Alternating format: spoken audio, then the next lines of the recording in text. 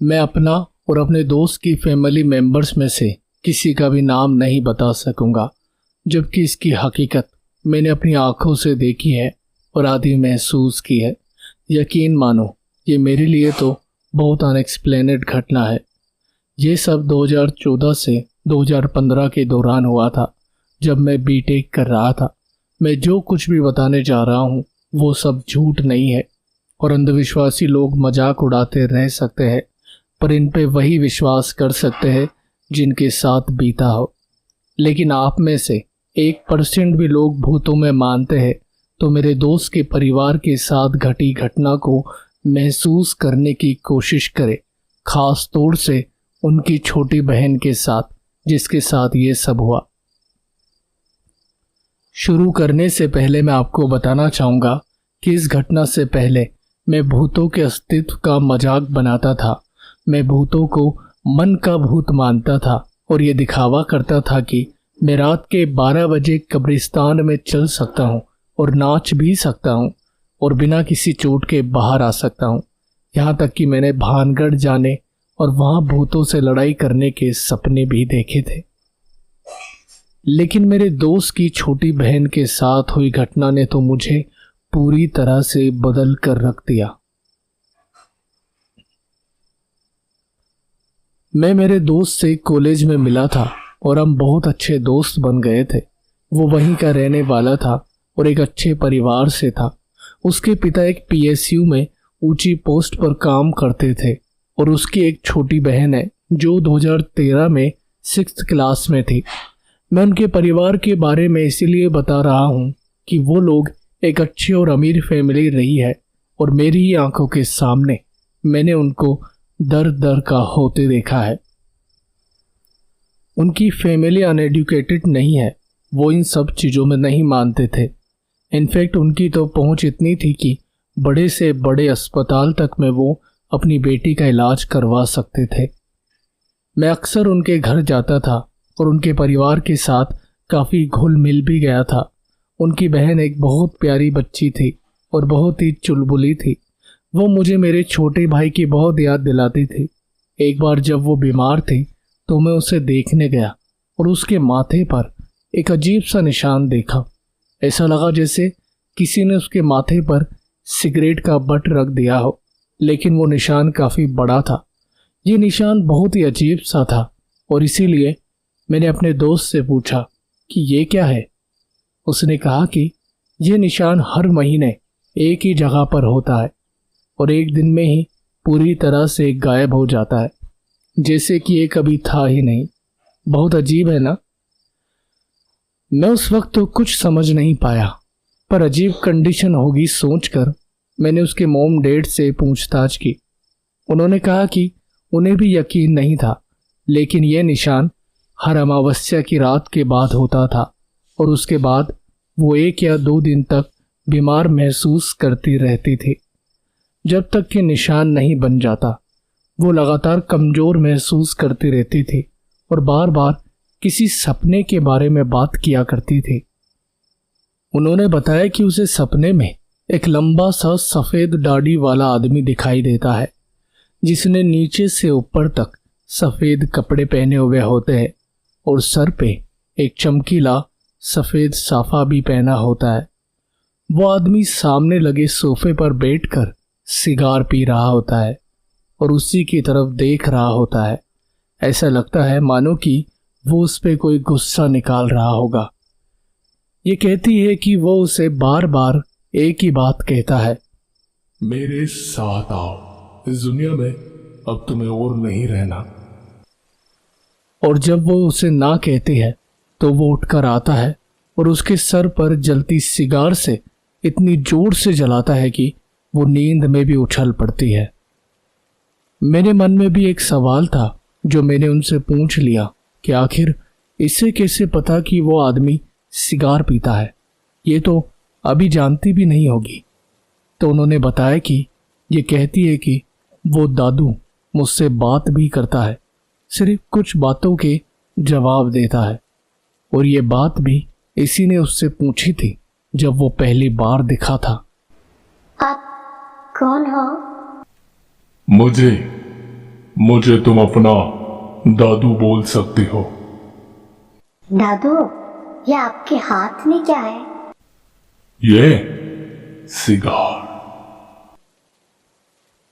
पहली बार जब इसने हमें उसके बारे में बताया था तब वो बहुत खुश थी। कहती थी कि मुझे नए दादू मिल गए। दादू बहुत बड़े हैं, बिल्कुल साफ कपड़े पहनते हैं। मम्मी मुझे भी वैसे कपड़े पहनाओ ना, बिल्कुल साफ वाले। वो बहुत खुश रहती थी। हमें भी तसल्ली थी कि हमारी बेटी भले ही सपने देखती है मगर खुश तो रहती है। लेकिन फिर मैंने देखा कि उन दोनों अंकल आंटी के चेहरे पे एक मायूसी सी छा गई। वो दोनों एक दूसरे का चेहरा ताकने लगे मानो कोई गंभीर सी बात हो। उन्होंने आगे कहा कि मगर उन दिनों के कुछ दिनों बाद ही ये नींद में भी उछलने लगी और आंख बंद बंद में ही बोलने लगी। नहीं दादू, ऐसा मत करो, मैं आपकी बात मानूंगी। प्लीज प्लीज मुझे मत जलाओ।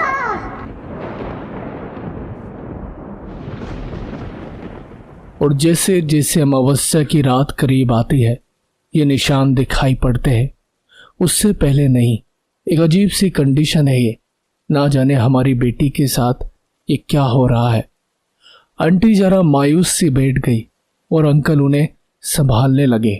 अरे होगा कुछ, चोट लगा ली होगी कहीं, या किसी जहरीले कीड़े के काटने से कोई कंडीशन हो गई होगी। हम अच्छे से अच्छे डॉक्टर को दिखाने चलेंगे, तुम फिक्र मत करो। और बच्चे तो कुछ भी सपने देखते रहते हैं। वो इन कारणों को किसी और कारण से जोड़ना नहीं चाहते थे। मेरे दिमाग में भी उस वक्त कोई बात नहीं आई क्योंकि मैं खुद इन चीज़ों में नहीं मानता था। आखिर दिन यूं ही गुजरने लगे। लेकिन इसकी कंडीशन के ठीक 1 साल बाद यानी 2015 को बात और बिगड़ने लगी, जब यह समय बहुत बुरा ना हो गया। लगभग 1 साल से ज़्यादा होने को आए थे। वो लोग अमावस्या तक चिंता करते, फिर वो निशान चला जाता, उनकी बेटी वापस अच्छी हो जाती और वो लोग भी चिंता करना छोड़ देते। डॉक्टर्स भी कुछ ना जान पाते और बिल बनाकर उनसे रकम वसूल कर लेते। बस यही चलता रहता उनके घर में 1 साल से ज़्यादा दिनों तक।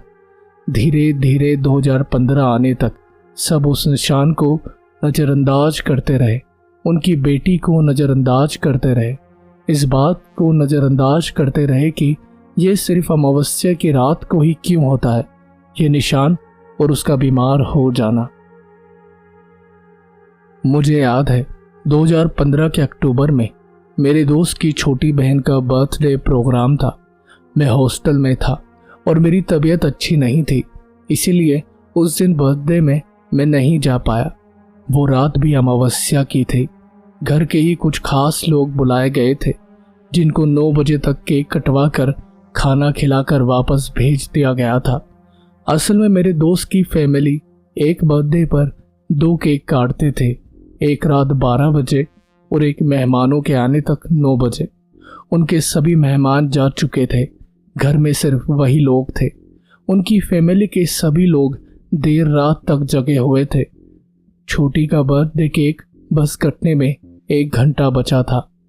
छोटी अपनी मम्मी की गोदी में लेटी थी, तभी उसकी माँ उससे कहने लगी कि अभी मत सो जाना, केक कटवाना है बेटा। लेकिन वो जोर देकर कहने लगी, मुझे सोना है, नींद आ रही है। और इतना कहते कहते ही वो आंखें बंद करके सो गई। उसकी मॉम ने उसे सोफे पर लेटा दिया।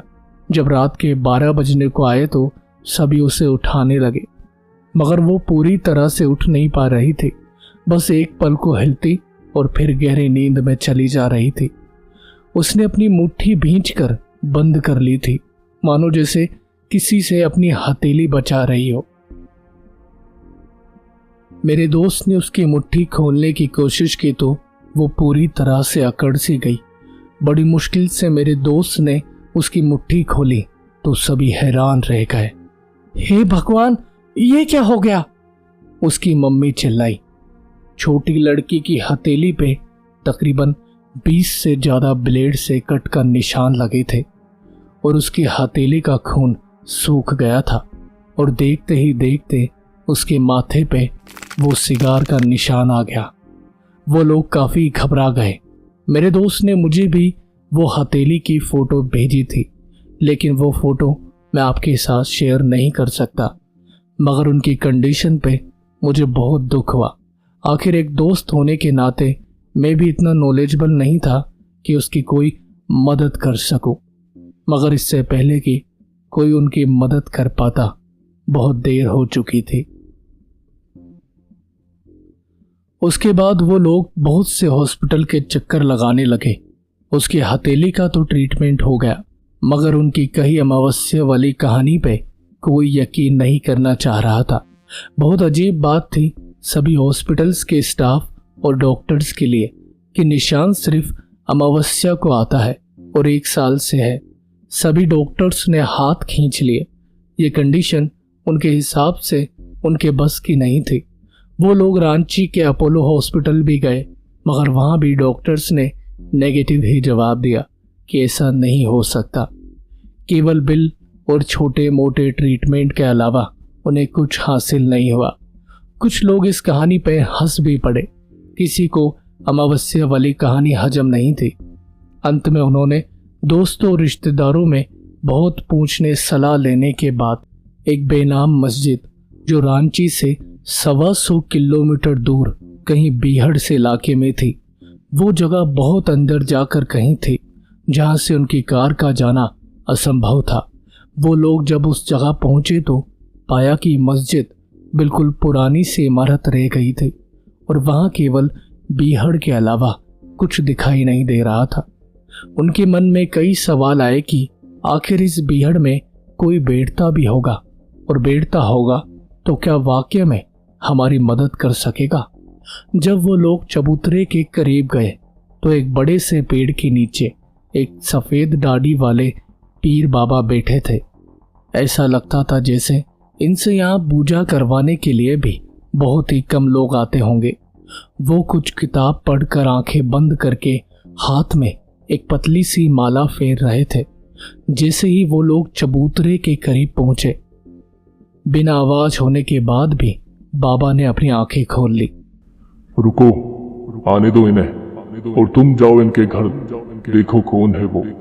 मानो कोई चीज जो हमारे सामने खड़ी थी, जिसे वो हमारे आगे से हटा रहे थे और उसे हमारे घर भेज रहे थे। जब हम लोग सभी अपने अपने शूज और चप्पल उतार कर ऊपर चढ़े तो बाबा ने सबसे पहले हमारे ऊपर एक बोतल से पानी हाथ में लेकर छींटे मार दिए, जिससे मेरी बहन अचानक से सो गई। पता नहीं कैसे और क्यों, मगर वो सो गई। मेरे दोस्त की मम्मी ने उनकी बेटी के सर का निशान दिखाते हुए बाबा से कुछ कहना चाहा। इससे पहले ही बाबा ने उनसे कहा, भरम नहीं है, असल है ये निशान। हर अमावस्या की रात से दिखाई देने लगते हैं, क्योंकि वो बहुत शक्तिशाली हो रहा है इसकी रूह पीकर। आप लोगों को नहीं पता कि ये क्यों हर अमावस्या की रात को ही बीमार हो जाती है, क्योंकि वो इसकी रूह पीता है, खुद जवा होना चाहता है। इसकी सजा है ये, क्योंकि गलती की है इसने। मेरे दोस्त के पापा बाबा के सामने हाथ जोड़ते हुए कहने लगे, मगर बाबा कैसी सजा? एक छोटी सी बच्ची को ऐसी सजा? रूह पी रहा है, हम समझे नहीं। ऐसा क्या है वो? कौन है वो जो इसके सपनों में आता है? तो बाबा ने कहा, सपनों में नहीं, वो तुम्हारे घर पे है, उसी कुर्सी पे बैठा है, हाथ में कुछ पी रहा है, वो देखता है पल पल तुम सबको। बाबा ने एक पल को अपनी आंखें बंद की और आंखें बंद करते करते ही कहने लगे, तुम लोगों ने आने में बहुत देर कर दी, या तो जान या बर्बादी। सिर्फ 2 इरादे हैं उसके। बहुत वयस्क है वो और बहुत ताकतवर भी। तेरी जगह पे ये गंदगी कराई, उसकी सजा मौत देगा तू। इतनी छोटी बच्ची को ऐसी सजा? जानता हूं जिंदा है तू, मगर मैं तुझे ऐसे नहीं करने दूंगा। या तो माफी मंगवा ले मगर इसके रूह को मत छीन। मेरे जिंद को छोड़ दे, उसे मैंने भेजा है, वो मेरा शागिर्द है। ना जाने वो बाबा खुद से ही बात करने लगे थे, हम बस उन्हें सुने जा रहे थे, मानो मेरी बहन की जिंदगी की कोई डिबेट लगी हो। हमने देखा कि मेरी बहन का चेहरा हल्का हल्का सफ़ेद पड़ने लगा था। मेरी मोम ने उसे विटामिन वाटर पिलाया, मगर अब हम लोगों के चेहरे का डर साफ दिखने लगा था। मेरी बहन की आंखें ऊपर चढ़ने लगी थी। बाबा ने बंद आंखों से ही अपने हाथ उनके कटोरे तक ले जाकर भभूत ली और मेरी बहन के ऊपर फेंक दी, जिससे उसका सफ़ेद पड़ता चेहरा हमने अपनी आंखों से वापस नॉर्मल होते हुए देखा। हम लोग मान गए थे कि ये कुछ बहुत ही बुरी ताकतें हैं जिसे हमने इतने वक्त तक नज़रअंदाज किया। मेरी छोटी बहन की हालत देखकर मेरी भी आंखों में आंसू आने लगे थे। मेरी मम्मी रोने लगी थी, पापा भी मायूस से हो गए थे। बाबा ने एकदम से आंखें खोल कर कहा, मुझे माफ कर, मैं उससे केवल सौदा कर सकता हूँ, उसे काबू नहीं। वो जिन इकलौता वैसक है और उसके इरादे ठीक नहीं। वो अपनी जगह पे कोई गंदगी से बहुत नाखुश है। उसे जगह चाहिए, बर्बादी या जान। सौदा करना होगा। मेरी आंखों के सामने उसने मेरे जिंद को राख कर दिया। मैं उसे काबू नहीं कर पाऊंगा, आपको सौदा करना होगा। मेरे पापा ने उससे कहा, सौदा? हमें हमारी बेटी चाहिए, उस जिन को क्या चाहिए? हमें माफ कर दे, वो हमारी बेटी की भूल माफ कर दे। तभी बाबा ने अपनी बड़ी बड़ी आंखें फैला ली और हमारी आंखें उन्हीं पे ठहर गई। उनकी आंखें ऊपर चढ़ गई थी और पुतलियां पूरी तरह से गायब हो गई थी। इतनी डरावनी हालत में उन्होंने जो हमसे कहा, उससे तो हम और भी बुरे सहम गए। माफी नहीं दूंगा मैं, बिना चीरा लगाए इसके अंदर का मांस राख कर दूंगा, निस्ताला भूत कर दूंगा तेरी हर संपत्ति, खंडर कर दूंगा तेरा जीवन।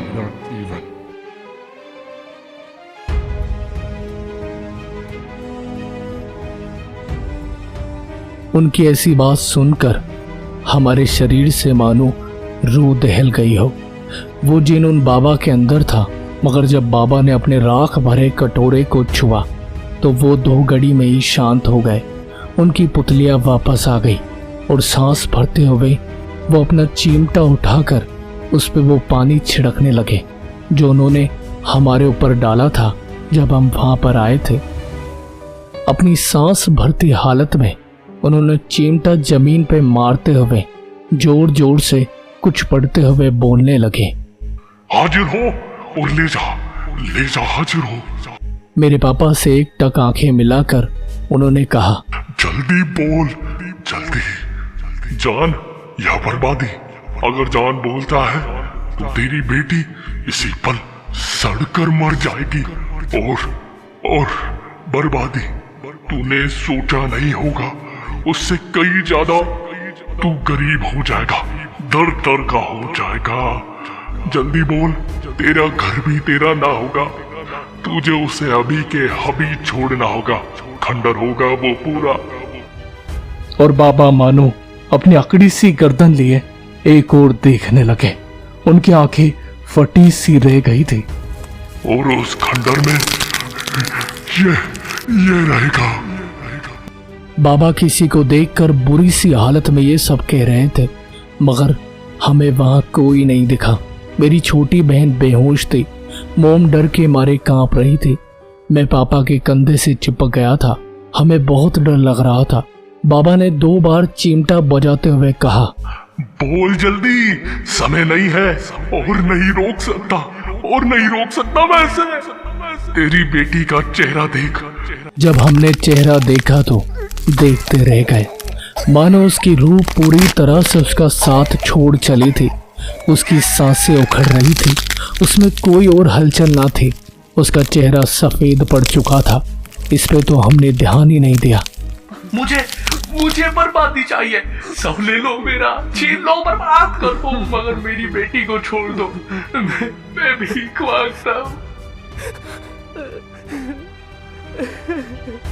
उस दिन मैंने मेरे डैड को रोते हुए देखा था।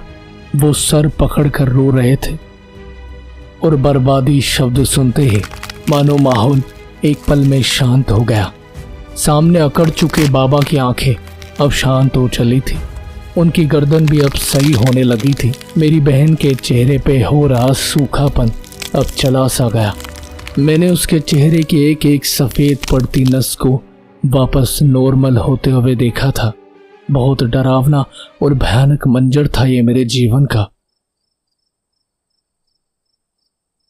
मेरा दोस्त जब आखिरी बार मुझे ये सब बता रहा था तब उसकी आंखों में देखकर मुझे सब महसूस हो रहा था। जब मेरी बहन का चेहरा ठीक हुआ तो उसमें मानो धड़कन सी लौट आई, मगर अब वो शांत थी। बाबा ने शांत होते हुए अपना चिमटा साइड में रखा और हाथ में वही पवित्र पानी लेकर हम सबके ऊपर फिर से छिड़क दिया। उसके बाद उन्होंने कहा, बेटा अब तुम्हें वापस नई शुरुआत करनी होगी। अब तेरी बर्बादी शुरू हो चली है। ध्यान रख, टूटना मत। तेरी शोहरत, इज्जत, दौलत, घर, गाड़ी, पैसा, जेवर सब निस्तानाबूद हो जाएंगे, मगर तेरी बेटी को अगले 100 साल तक कोई आंच अब कभी नहीं आएगी। कुछ जगह होती है जिनके बारे में हमें भी नहीं पता चलता। अनजाने में पैर या गंदगी हम लोग कराते हैं वहां, जो हमारी नासमझी या अनजाने में हो जाता है, मगर कुछ ताकतें इसका गलत फायदा उठाकर हमसे हमारा सब कुछ छीन लेती है। अभी भी वक्त है संभल जाना। इस बर्बादी से उभरने में तुझे बहुत वक्त लगेगा। उस दिन हम अपनी कार से वापस लौट आए। घर आते ही पापा ने पूरा घर खाली करवा दिया। वो आखिरी बार था जब हम अपनी कार और अपने घर से निकले थे। हम लोग एक फ्लैट में किराए से रहने लगे थे। घर के कुछ खास लोगों को ही इन सब बदलावों का पता था। उन्होंने भी हेल्प की, मगर हमारी बढ़ती बर्बादी में सबने हाथ खींच लिए। जहां मेरे पापा ऊंची पोस्ट पे थे, उन पे बिना हाथ पांव का आरोप लगाकर जॉब से ही निकाल दिया और उनकी बहुत बेइज्जती की, मानो सब उनसे एक पल में ही रूठ गए थे। हमारी कार बेचकर पापा ने एक बिजनेस शुरू किया तो वो भी सिर्फ लॉस में ही जाता रहा। हमारे फ्लैट वाले रूम के पैसे मंथली ना भर पाने के कारण हमें और भी छोटे रूम में रहना पड़ा और हमारा घर जिसमें हम रहते थे उसमें पक्षी और पेड़ पौधों ने इतनी जल्दी आसरा जमाया मानो सालों से उस घर में कोई ना आया हो। ना हम उस घर को बेच पाए, ना वो घर रहने लायक रहा। हमारी बर्बादी की कगार वो जिन था जो आज भी उसी मकान में रहता है और ना जाने कब तक रहेगा। मेरी बहन तो आज ठीक है, मगर इस दुख में मेरी मोम जवानी में ही मायूस सी रह गई। अब हम सिर्फ 4 जने शाम को खाना खाने के वक्त एक दूसरे का चेहरा तकते रहते हैं और एक झूठी हंसी के साथ मन बहला लेते हैं। आज 2018 में हाल ही में मैंने मेरे दोस्त को अपनी कंपनी में जॉब लगवा ली है ताकि उसके घर खर्च चल सके। उसके पापा वही अधचला बिजनेस चलाने की कोशिश करते रहते हैं। सारे रिश्तेदार उनकी गरीबी से दूर हो चले हैं। आज भी वो लोग इंतजार करते हैं कि कब उनके दिन बेहतर होंगे। आज कोई भी इन बातों पे विश्वास नहीं करता कि कभी हम इतने अमीर हुआ करते थे कि अपोलो हॉस्पिटल तक हमने अपनी बहन का इलाज करवाया था। सब हमारी गरीबी देखकर बस यही सोचते हैं, शायद सपनों में अमीर रहे होंगे जो 2 ही थाली में 4 लोग एक साथ बैठकर खाना खाते हैं। कुछ चीज़ें हमारे बस में नहीं होती, मगर सभी बुरी चीज़ों के ऊपर एक ताकत होती है और वो है उम्मीद। एक बात जो मेरे दोस्त ने मुझे बताई थी कि जब वो लोग अपना घर खाली कर रहे थे तब उसके पापा के कानों में एक आवाज़ गूंजी थी जिससे उसके पापा का चेहरा पसीने से भर आया था और वो आवाज़ थी, जईने बर्बादी मुबारक हो।